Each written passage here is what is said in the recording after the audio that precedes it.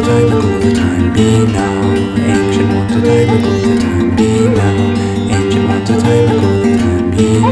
Oh, the time be now.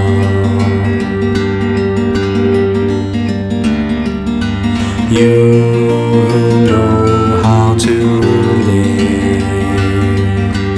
You know how to give. Recognizing you. Recognizing you. Recognizing you.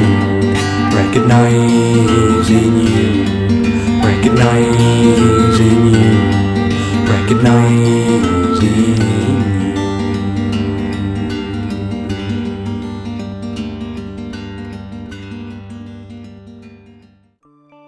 Can you tell us a little bit about your background, Tim? It's rather mixed. A trifle odd, really. I come from a scientific background. My original training was in medicine. I later studied psychology. And like everybody of my age in Britain, I have a certain amount of military experience. And I've travelled fairly widely before I settled down and took up a career as a writer, which in the beginning was part-time. It's now a full-time occupation. I understand Dan Brown used your book, Rosalind, as research for material for the Da Vinci Code. Yes, God bless him, he did. And the wonderful thing about it was he was honest. Yeah. He posted it on his website in the bibliography, which did my sales a power of good. But that was a book that was selling well for some years anyway. And I wish he'd used a little more from Rosalind, Guardian of the Secrets of the Holy Grail than some of the other works he consulted. But he ended up writing a delightful thriller, a wonderful piece of hokum which was a page turner. I read it on a bus coming down from London at the late hours of the night some years ago, and I couldn't put the bloody thing down. It was great fun. Why do you think he used Rosalind? I think he used quite a wide variety of books, of which Rosalind was one. He also used works by my good friend and colleague Margaret Starburn, by Michael Bergent, Richard Lee and Henry Lincoln, who again I all know. I don't necessarily agree with them, though I'm in almost total agreement with Margaret Starburn's work. She is brilliant, very, very honest and perceptive lady. And he culled from a wide variety of sources, as any reasonable professional author would. He did his homework. His books have caused a furore, particularly amongst the Catholic Church. But it's got to be read for what it was presented as a story, a piece of fiction. That taken, what would you say about the fiction, his fiction? Which parts of it would you say are factual? Well, we've got to delving here into rather complex work. The main book that was used by Dan Brown for his research was The Holy Blood and the Holy Grail, which caused a sensation when it was published 26 years ago. And that arose out of Henry Lincoln's holiday in France, where he read a book called Le Trésor Maudit by Gérard de Sède. And within that book was the mystery of the virtual millionaire status of an obscure parish priest called Bérengère Saunière in the chateau. But unfortunately, Henry fell into the hands of Gérard de Sède and his two colleagues, Philippe de Chérisy and Pierre Plantard. Now, Plantard was a convicted conman who had founded a society in 1956 called the Priory of Sun. Plantard was also a neo-fascist who had published a so-called resistance magazine on top quality paper in Paris during the war when paper was in very short supply. In actual fact, he was a Nazi sympathizer who published his work with the full cooperation of the Gestapo.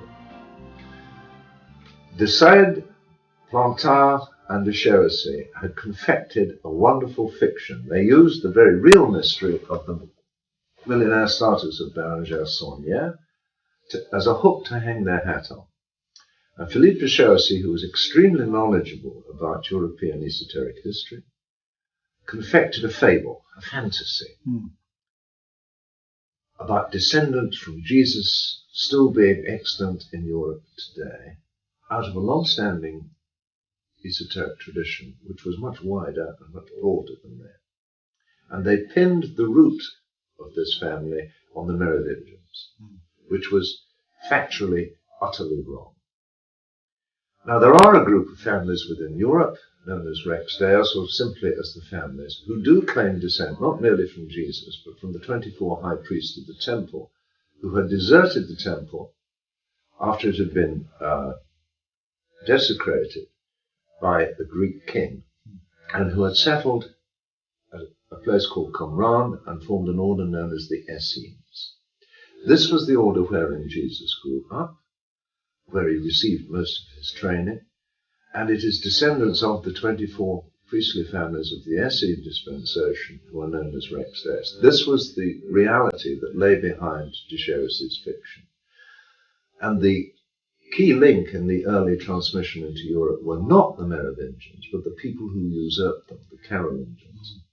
Or 150 years before any of this became published, I found histories written of the Carolingian Empire, which state quite clearly that it was an established fact, and is well documented, that Charlemagne claimed descent from the House of David. Right. So, in that sense, both the Holy Blood and the Holy Grail and the Da Vinci Code were in error in pinning it to the Merovingians. The Carolingians were the key, and it was during the Carolingian Empire, when Charlemagne was in charge, that he placed other members of the family in charge of large swathes of the country he was ruling. Who else could he trust? Who could he trust better? Yeah. And it's their descendants who are the present-day members of the family. And yes, there are countless people descended from Jesus who are still alive. Yes. I know quite a few of them who, knowing that they are that, say, well, so what? 85% of any audience I address are probably have some blood connection with the Jesus family. Does it matter? Frankly, no. What matters is what sort of people they are today. But the Holy Blood and Holy Grail fantasy, which Agent Lee and Lincoln bought wholesale from de Cherisy and Plantin, that was written purely to extol the ego of Pierre Plantin, who was an egomaniac writ large. Wasn't he trying to claim ascendancy to some kind of throne? It is suggested that that is the case, and it may well have been, but it certainly was a matter of conflating his own self-importance, which was pretty enormous to start with. He was a most unpleasant man. De Cherisy was a dissolute and rather drunken aristocrat.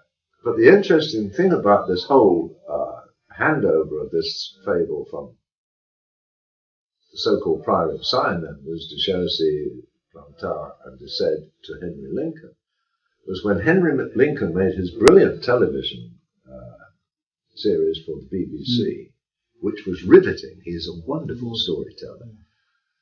He bought the thing wholesale, yet in France it was already well known that the three had quarrelled over money, and that de Cherisy had admitted to forging the so-called secret documents allegedly found at Rennes-le-Château.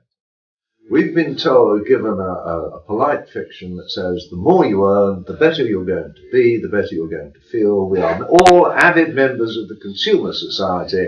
I am what I own. And we have a one-eyed monster in the corner of every living room telling us we are a failure if we don't have this washing machine, that video camera, or whatever. And frankly, that's bogus. And more people are realizing that.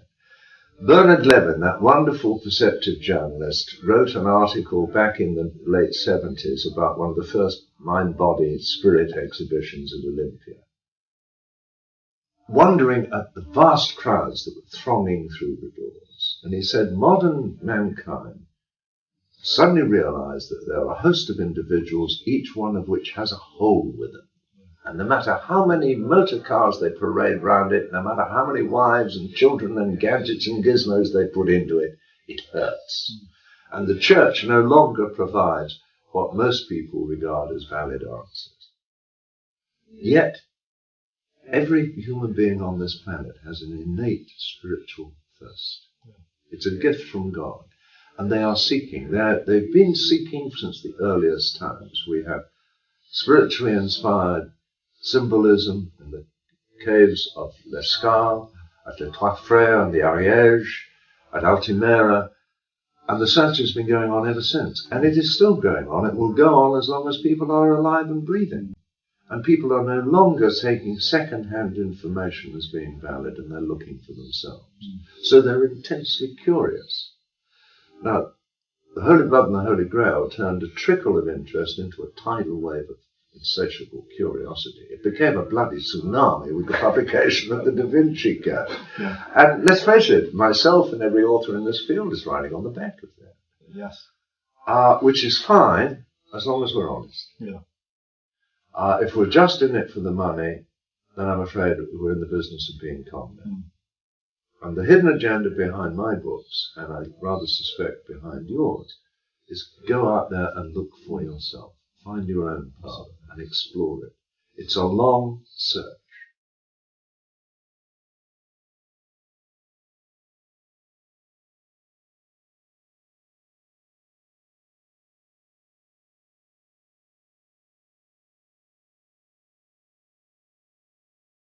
My life has been transformed. My personal life has been totally transformed by the spiritual quest. And I want to share that enthusiasm and that reality with as many people as possible. But just like anybody else who's on a pathway to enlightenment, I am not an authority as to which way to go. I can point out the things to look for, and if you seek, you shall find. When you're ready, your path will make itself manifest. It'll be your path, not mine. We're all very different, and all paths lead to the one place. A very perceptive American lady called Elena Viva was doing a PhD in anthropology on behavioral change as a result of pilgrimage. And she walked the Camino of Santiago several times in the course of her research. And at one particular visit, she met a limping pilgrim outside the Cathedral of Leon. And she said, "Are you on the Camino of Santiago?" And his response was a little strange to her. He said, "No, I'm on a much more ancient pilgrimage, the Camino des Estrellas." So the ancients had this pilgrimage for centuries before the Christians came along. The Christians have taken it over, but the ancients left us signs and symbols, and many of us are recreating this. And she had a moment of insight. Now, she at that time was an agnostic. She didn't know what to believe, or whether to believe. But she suddenly had a realization that under all valid spiritual paths, there is truly only the one. Now, many, many years later, she became a Sufi. And then the true profundity of her statement became clear, because the one, the indivisible, the eternal unity, is Almighty God himself. What matters the label? Absolutely.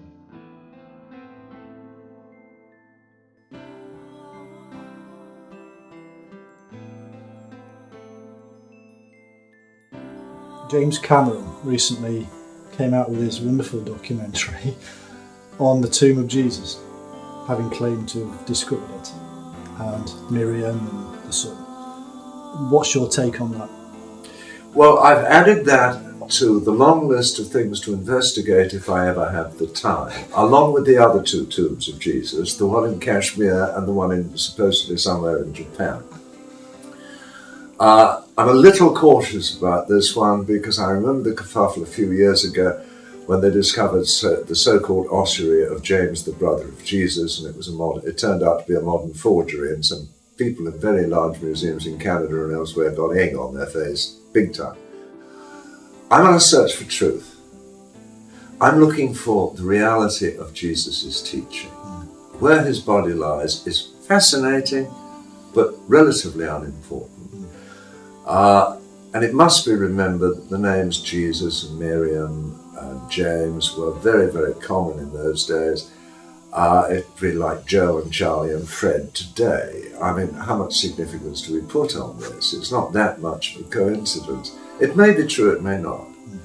I don't need the Church's doctrine of the assumption of Jesus into heaven or his ascent into heaven to be deflated, because I know that's a load of absolute arrogant nonsense. That's for the sort of person who still believes in Father Christmas and the Tooth Fairy. I respect other people's religious beliefs when it modifies their behavior, when they become better people as a result. But some of the nonsense, I mean, Tertullian summed it up of 2,000 years ago, and he said, because it is impossible, that is why I believe it. That says it all.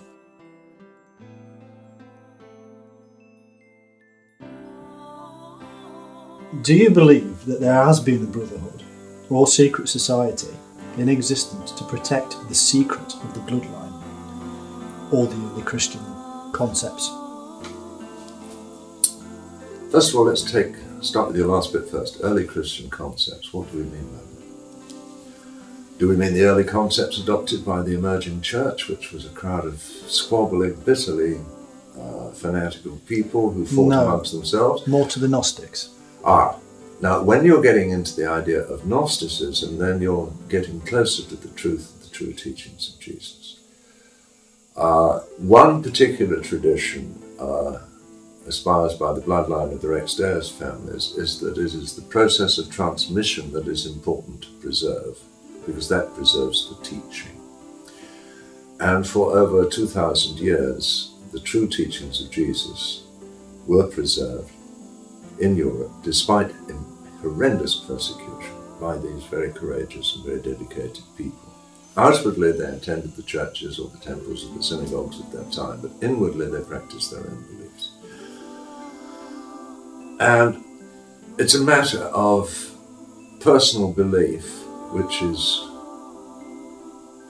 maybe 95% probably true. It's getting closer and closer to fact, that the true teachings of Jesus in his own time are not very different today from the basic principles that are enshrined in modern Freemasonry, that can be found in the Sufi orders, that can be found in the genuine Rosicrucian brotherhoods, and the others that do exist, because this is not the preserve of one. Almighty God does not put all his eggs in one basket, any more than we do. Did these people form brotherhoods, or what we know as secret societies? Yes, and I don't like the term secret societies. They are in the modern day, they are more likely to be societies with secrets, and they're becoming much more open about it. They were secret for many centuries because they had no choice. I mean, if you was perceived to differ from church doctrine by one dot or comma, they would invite you along to the next church barbecue and you'd be on the bloody menu. So do you agree with Carl Jung when he says that the concepts of Gnosticism came through into our modern time via alchemy? Yes. Yeah. Alchemy, again, is a much misunderstood term. It had to exist at a time of immense persecution. And alchemical symbolism can be found, beautiful examples of it, tying alchemy to Gnosticism on the west front of Amiens Cathedral. They can also be found replicated at Notre Dame de Paris, but the ones at Amiens are in better condition. Alchemy is not about the transmutation of base metal into gold. It's about the transformation of the base metal of raw humanity into the pure gold of spiritual life. It's all about personal transformation. And this comes up time and time again. It comes up in alchemy, it comes up in the Grail Quest. Joe Campbell, that wonderful professor of mythology in America, God bless him, he's dead now, but he was a wonderfully gifted man. A man who regarded Chartres Cathedral as his own parish church. Feeling I share with him. Joe posed the question, why should any medieval knight set out in search of a relic, however holy? Well, all he had to do was go to church, and through the miracle of transubstantiation, he could partake of the body and blood of Jesus himself. He, like Steiner, like my first collaborator, Trevor Ravenscroft, were firmly convinced that the Grail sagas are an allegorical description of a quest for enlightenment. In fact, Trevor's masterwork, which doesn't get enough attention, The Cup of Destiny, is a description of just that. Campbell summed this up by quoting a passage from the Gospel of Thomas, where Jesus is reported as saying, "He who drinks from my mouth, I shall become he, and he shall become me." And for Campbell and for me, that is the whole point of the Grail Quest. The Sufis, orders, particularly the Magdalene, of which I have some small knowledge, they phrase it differently, but it comes to the same thing. A lot of people will know about the infamous Cathars, or Albigensians, or whatever you want to call them. Could you explain for those people who don't what these people were and maybe what they believed, what you think they believed, and what secrets they were keeping? The Cathars were a group of Christians who suddenly emerged in the present-day area of the Languedoc-Roussillon in France, southwest France, during the late 10th and early 11th century, and came to considerable prominence in the 2 centuries that followed. It has been alleged, and there is some degree of truth in it, that the teaching on which their faith was based had its origins in Bulgaria, from the teachings of a priest called Bogomil. And this teaching spread to northern Italy, to the Massif Central in France, to the Languedoc-Roussillon, and also to the county of Champagne. They were very simplistic, very clean-living, good people.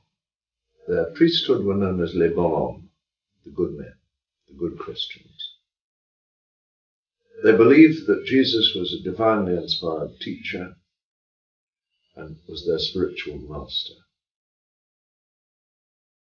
They did not venerate the cross because they said, why should we venerate the instrument on which our master died? They repudiated the entire complex structure of Catholic sacraments, and in total contradiction to Catholic practice, their priesthood did not live in luxury off the backs of the poor. They lived incredibly simple lives. They lived in communal houses, and they wandered the roads in twos, preaching, teaching, and healing. They were very much into healing, and very strong parallels have been drawn between their practices and those of the Essenes at the time of Jesus. They were dualists. They believed that there were 2 gods. There was a demiurge who created the earth and all the evil that is within it, including the prisons of flesh that our spirits inhabit. And then there was the good God who gave us our spirit. Is that kind of like Manichaeism? Yes, there are very, very strong parallels between it and Manichaeism. There's no discernible historic link, but in spiritual terms there are very, very strong parallels. They encouraged industry and activity and established papermaking and artisan and craft centres throughout their region. And the prosperity of that region, and again, this all happened in an area controlled by Rex Deus noblemen who were much more tolerant, and many of whom became Cathars themselves. And the Cathar faith were divided into 2 groups. There were the parfaits, which are the bonshommes, the priesthood, and that admitted women just as happily as it did men. And then there were the believers, the credenti. And the believers had no strict spiritual rules of life. They were expected to be normal, to eat, to procreate, just the same as anybody else. But the ultimate aim was for them to prepare themselves to undergo a sacrament called the consolamentum. And when one had the consolamentum, one became a parfait. For the vast majority of believers, this was administered on their deathbed, which is probably as well, because it meant you then, as a parfait, if you were still alive, you had to live a very strict life. You abstained from all meat, you abstained from all sexual acts, and you dedicated your life to the service of the community in which you moved.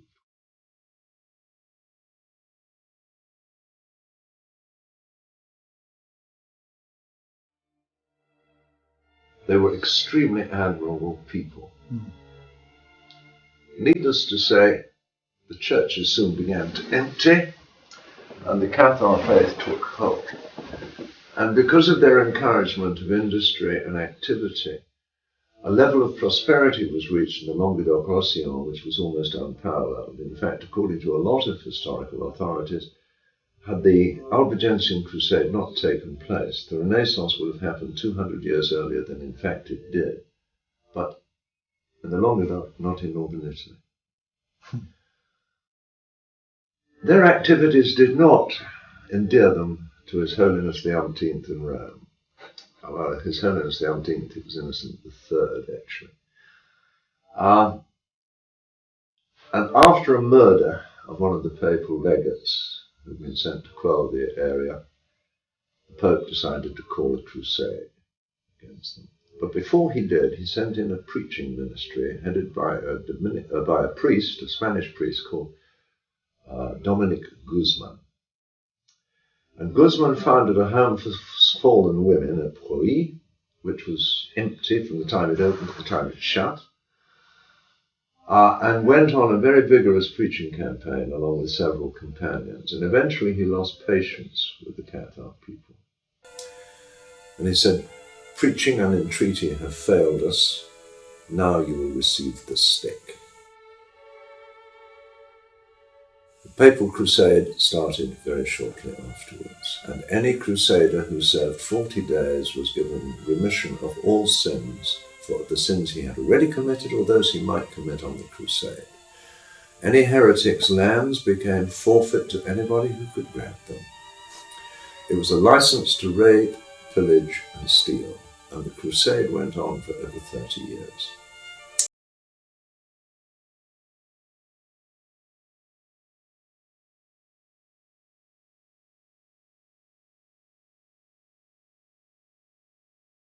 Cathars, which was incredibly brutal, and that would take half an hour to describe and might turn the stomachs of some of your viewers, because the brutality was phenomenal. After the war was over, to stamp out the last remnants of Catharism, the Pope instituted the Holy Office of the Inquisition, which was staffed by the Dominicans, who then terrorized the entire area for the following 60 years and went on to terrorize Europe. And for those of you who think that the Inquisition is something from the past, I've got bad news for you. It still exists to this day. Really? Under the rather euphemistic title of the Congregation for the Doctrine of the Faith. And it's still a disciplinarian organization within the church that excommunicated a very dearly beloved colleague of mine called Matthew Fox, and was until very recently run by Cardinal Ratzinger, who was known as God's Rottweiler. And while Cardinal in charge of the Congregation for the Doctrine of the Faith, he excommunicated more theologians in that 20 or 30 year period than had been excommunicated in the previous 3 centuries. So don't tell me it's gone away, it's still there. Oh, Holy Father. Yes. Well, that's a history of the Cathars, and we can see why the Catholic Church wanted rid of them. One, because they were obviously doing a much better job with the local people than themselves. Why are the Knights Templar always involved in stories and tales of the Cathars and many of the modern day fictions, such as the Da Vinci Code? Oh, good one. Have you got a year? No, we've got another Templar. 40 minutes or so. The Knights Templar, a name redolent with mystery and intrigue, founded in very mysterious circumstances at a date that no true historian can ever agree on. Contemporary historians at the time of the foundation, or the alleged time of the foundation of the Knights Templar, placed their foundation at any time from 1105 to 1119. There is a general consensus, which seems almost without foundation, that they were founded in 1118, 1119. And that was obviously based on the work of William of Tyre, an archbishop who didn't like the Templars incident much very well, and who was writing some 70 years after the event. But the contemporary writers placed the foundation very much earlier. What can be established is they're the result of a conspiracy mounted by the Rexdales families, mainly centred on the County of Champagne and the district we now call Flanders, the Royal House of Flanders. Ostensibly founded to protect the pilgrims for the Holy Land, in actual fact, they were trying to reclaim what they thought was their ancient and rightful patrimony, namely the land of Palestine. They were incredibly brave warriors. They had military discipline that was incomparable at the time. They were the first standing army in Europe since the fall of the Empire. Incredibly brave, strategically inept, skilled diplomatists who made various treaties with the Muslims and, strangely from the Christian perspective, kept them. Yes. The Muslims never broke a treaty. The Christians were superb at it. They were well practiced. And it was their strategic ineptitude, or that of their Grand Master, Gerard de Villefort, which led to the disastrous defeat at the Battle of the Horns of Hattin and ultimately to the loss of the Holy Land. Very headstrong and rash man who carries on his shoulders an enormous responsibility. Yes. Then, with the fall of the Holy Land, the Templars apparently lost their complete raison d'etre and started to develop facilities and skills that they'd well established over their previous 200 years of history, because they weren't just warrior knights. They were landowners big time. They owned properties that stretched from the Baltic to the Mediterranean, from the Atlantic to the Bosphorus. They owned vineyards, they owned farms, they owned quarries, they owned flour mills, they owned shipping. Yeah. Not only to transport their goods and services to the Holy Land, but also pilgrims. They were also in the export business. They would transfer wine from one country to another. Because of their expertise in transferring money from all their commercial enterprises in Europe, which only had one ultimate aim, to finance the work in the Holy Land, they became experts in the transfer of funds. They adopted a Muslim idea, which they pinched from the Sufis, called the note of hand. They were the precursors of the modern-day travel industry, the package tour business. Arranging pilgrimages, group pilgrimages from one place to another. They invented the 12th century equivalent of the credit card. If you were going on a long pilgrimage, you would go to your local Templar commandery and deposit a sum of money and get a coded chit. So you get a master's card? Yeah, almost. But except it was a coded letter, and you presented this to the Templar commander of every town you stopped in, and he dispersed the monies to your hotel keeper and gave alms to the church of your choice, recoded your chit, and you took it on. And when you returned, if you survived that long, you handed it back to the original issuer, and you would either get a bill or the change. The purpose of the Templars seems to have altered, therefore, from the start, of, the reclamation of the land that you claim that they believed was theirs, Palestine. Well, their purpose was, first of all, to retain their patrimony, but also to spread the benefits of their knowledge in the communities in which they moved. In a sense, the Cathars.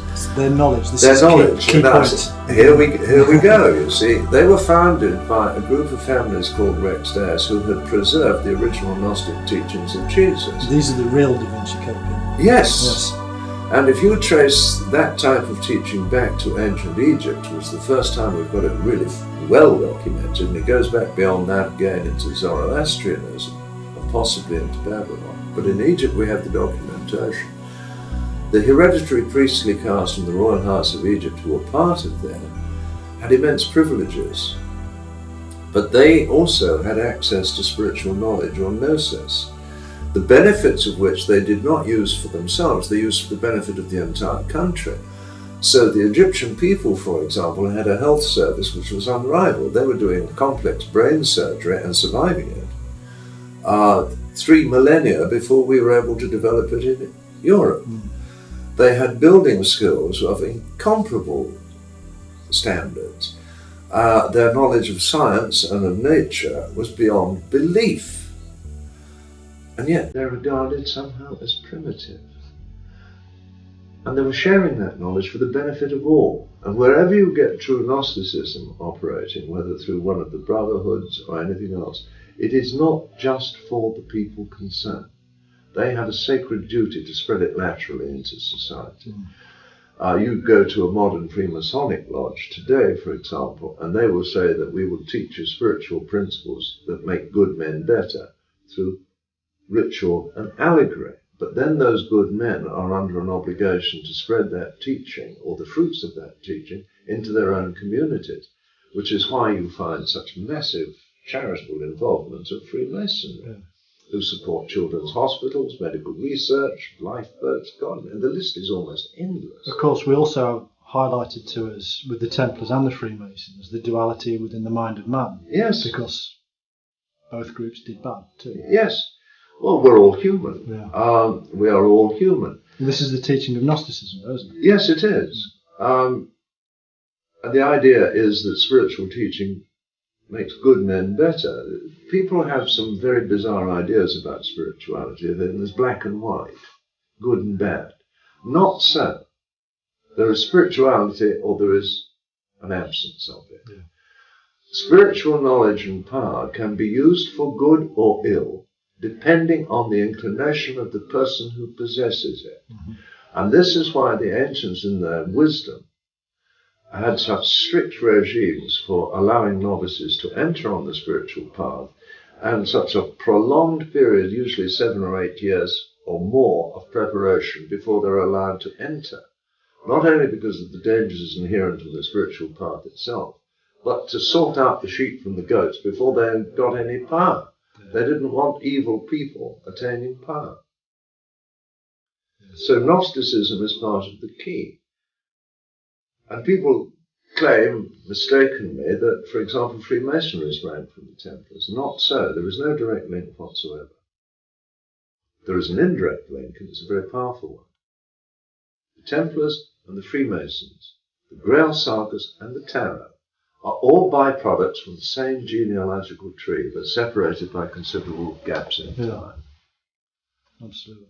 It's interesting that the real Da Vinci Code here, it still involves the Cathars, still involves the Templars. It's just a different family. Yes, a different series of families, and with different motivations. Don't forget the Da Vinci Code was a work of fiction, and Dan Brown, who's a lovely man, was writing a thriller, and he wrote a damn good one. Yeah. So he has perfectly legitimate creative license to write what he wishes. Yeah. I'm a historian. I'm a cultural historian, and I'm a retired psychologist.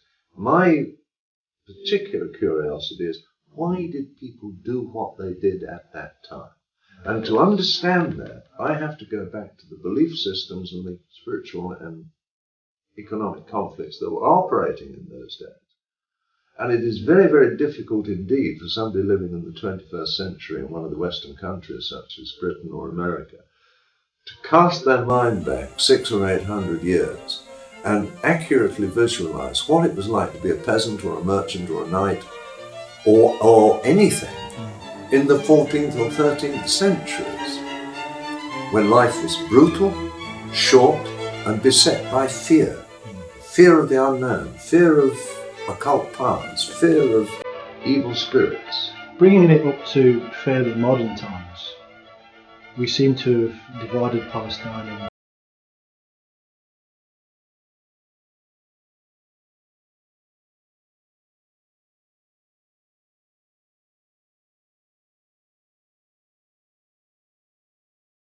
bring forth the very simple and brutal ones. If you don't learn from history, you're condemned to repeat it. Yes.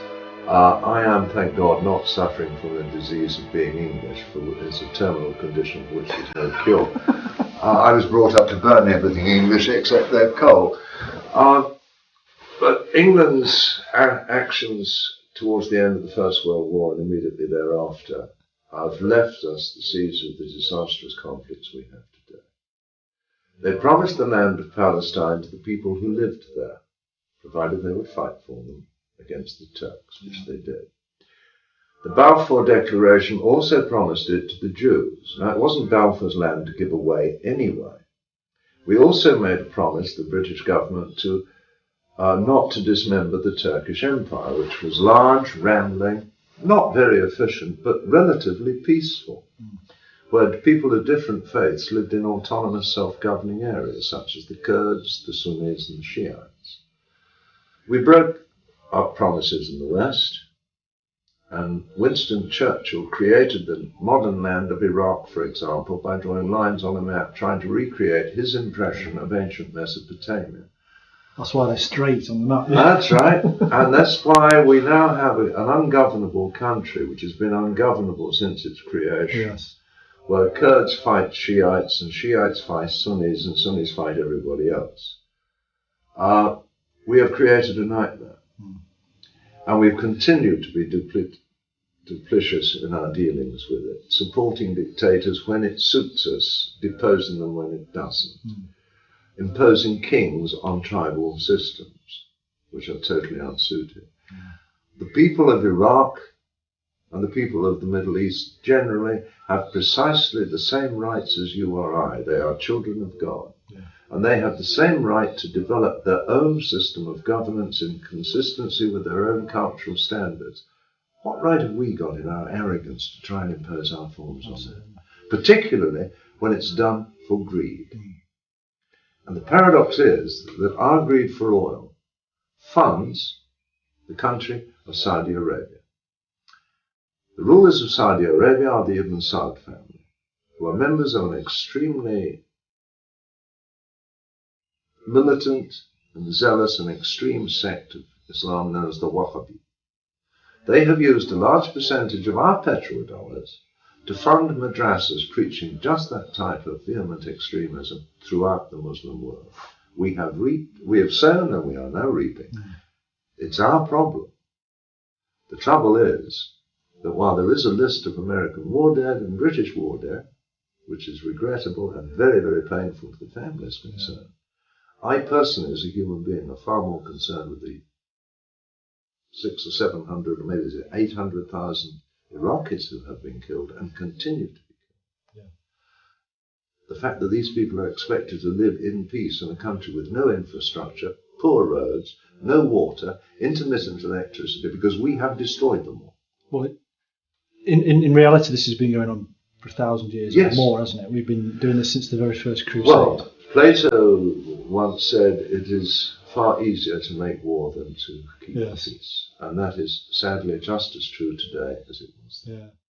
And I am lucky. I'm a member of two orders wherein people from every religious faith known to mankind can sit and share and live in harmony together. That's ultimately the fruit of spirituality. It's about how do you deal with people. See, what you're pointing out is like a thread that runs through the religions, an understanding of the gnosis, the spiritual paths. Well, spirituality can be described in two different ways. On one of the paths I follow, a man came to his teacher about 50 years ago and said, you expect me to follow a spiritual path? I'm a Lapsed Baptist. And he was told there is a difference between spirituality and religion. He said, what's the difference? And the teacher very wisely refused to tell him. He said, you want to find that out, you go and ask an expert. I'll give you one. And the gentleman was sent to see a Jesuit priest called Father Ed Darby.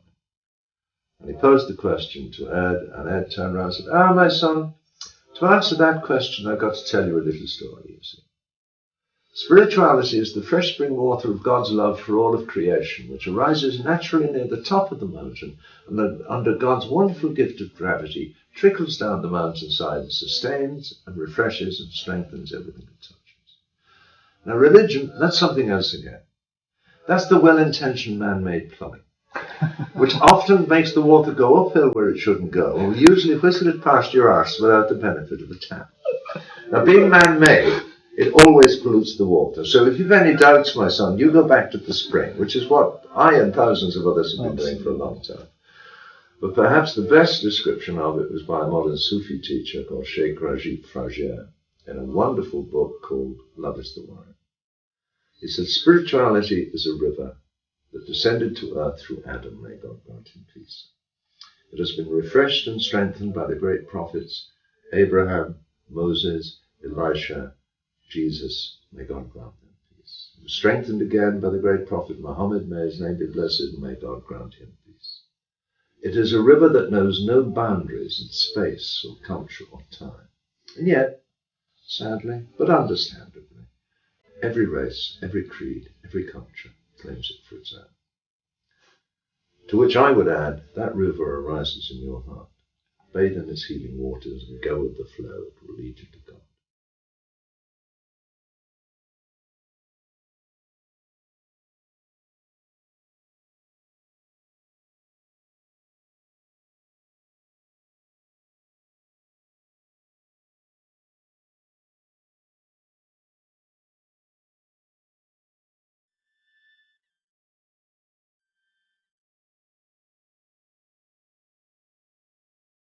The ultimate spiritual teaching is surrender.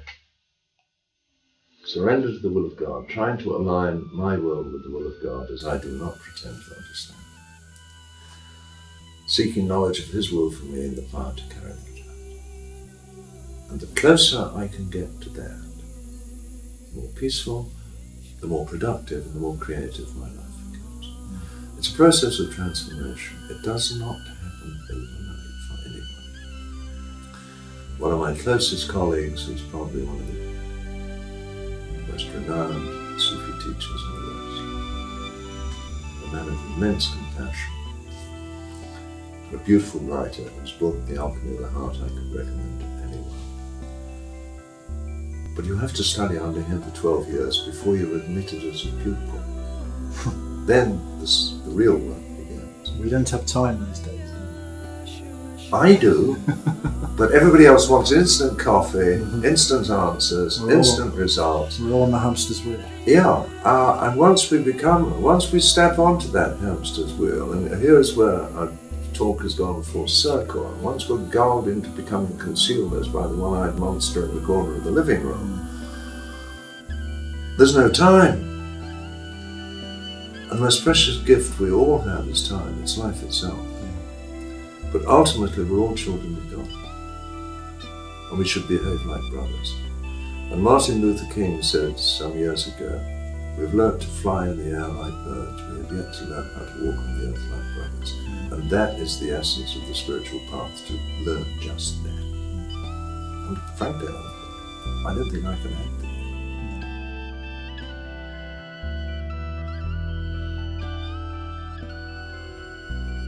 What you're telling me is that the Cathars seem to have originated some concepts from the Essene, if not the Essene themselves.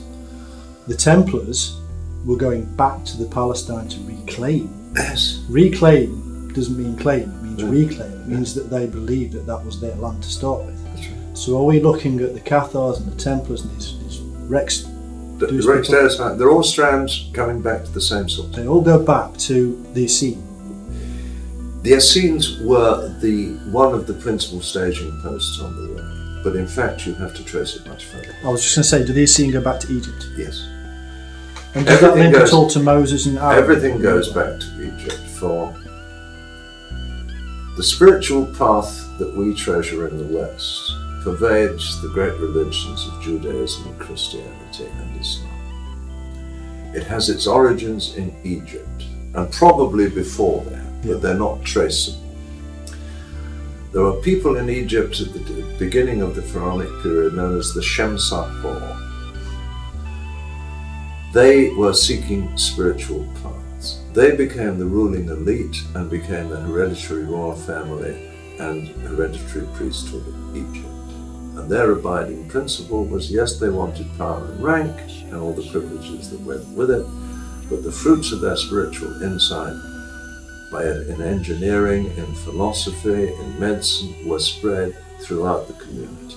They almost sound like messianic kings. They were. Right. Now, Abraham was part of this.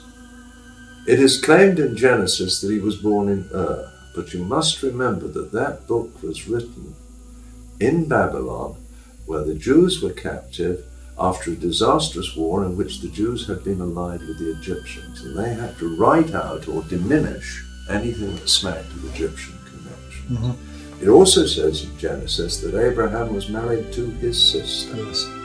There was only one family in all the cultures at that time where that was permitted, the royal family of Egypt. So Abraham was Egyptian and probably the royal family. Now, I'm not the first one to stumble onto this. If you read the works of the 12th century medieval rabbi and biblicist Rashi, who oddly enough operated in the city of Troyes in Champagne at the same time as the Templar conspiracy. Well, isn't that a coincidence? Yeah, isn't it just? He said Abraham was undoubtedly very highborn. The Moses figure, thanks to the beautiful work of Ahmed Osman, who brought his forensic skills to bear on it, we now know it was Akhenaten. There's certainly no dispute amongst Egyptologists and historians as to whether Moses was a pharaoh or a fireman. We all know he was a pharaoh. There is a little bit of argument as to which of two candidates he was. My money's on Osman's choice, which is Akhenaten. Akhenaten was deposed, and was paid to go away, which explains why these supposed slaves, for which there is no record in the voluminous Egyptian documentation, left Egypt laden down with loot. They were given the land of Canaan, which was Egyptian anyway. They brought with them the principle of hereditary priesthood which had pervaded Egypt.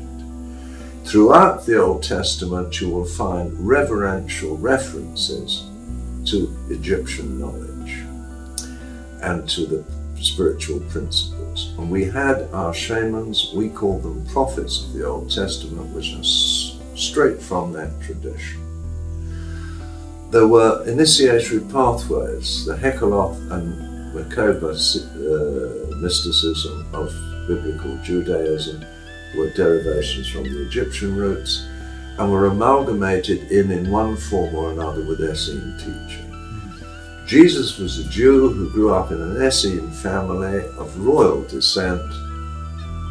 He was taught by John the Baptist. He passed on his teaching to his star pupil, John the Divine. This is why you will find that both the Knights Templar and the later Freemasons, the two Saints John, are still of paramount importance. It is stressing the continuity of transmission of the message, and the message, not the messenger. Yes. There is a document which was published shortly after the crucifixion, the Kerygmata Patrum, which classified the man we know as St. Paul as the spouter of lies and the distorter of the true teachings of Jesus. And it was Paul's teaching that gave us the foundation for the forms of Christianity we have today, some of which have become increasingly bizarre in recent years.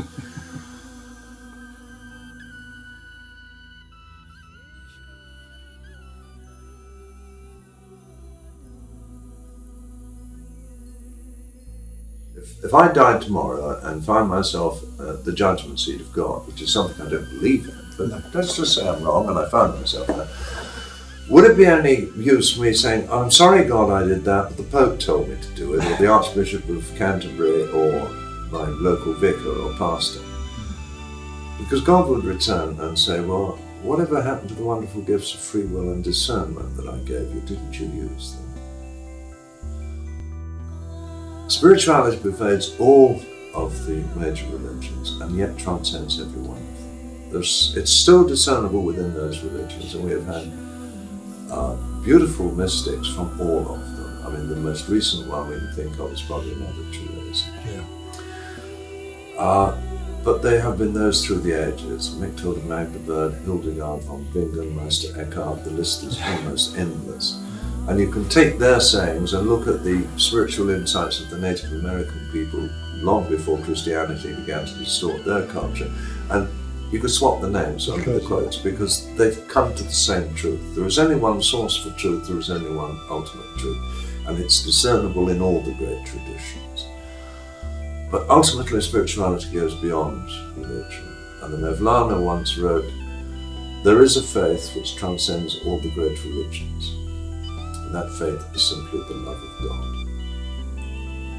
That's what spirituality is all. The love of God and the love of God's people. And we are all God's people, irrespective of our race, age, creed, colour, sex or